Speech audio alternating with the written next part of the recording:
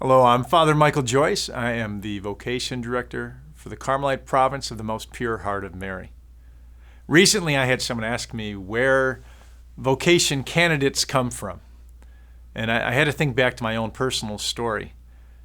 My ordination day was probably the happiest day of my life. And it wasn't because I was fulfilling my own vocation, but it was because I realized that this vocation to the religious life, to the Carmelites, to the priesthood, it wasn't my vocation. It was the vocation of the entire community that I grew up in.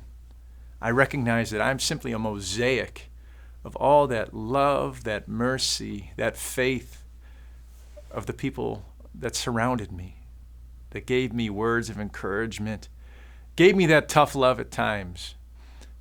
But they taught me to turn to God and instilled such a faith that I wanted to help others find God in their lives. And so if you're asking and wondering where vocations come from, well, they come from you, from the people who have the courage to tell a young man or a young lady that, I think you'd make a good religious, a good priest, a good sister, a good friar. It's those simple words of encouragement that can plant seeds along the way. And by the way that we love one another, we testify to God's grace in our lives, to the point where someone decides that, you know what, I don't quite buy into what the world's telling me anymore. And I know that there's something more valuable in this life. And what's more valuable is that love that God has placed in each and every single one of us. And that's at the core of every vocation.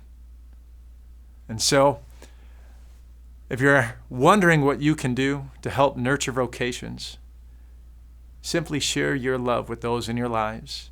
And when you see someone who you think would make a good priest or a good Carmelite or a good sister, tell them, and tell them why. And with that, we will continue to build up this beautiful church that is ours. Take care, and God bless.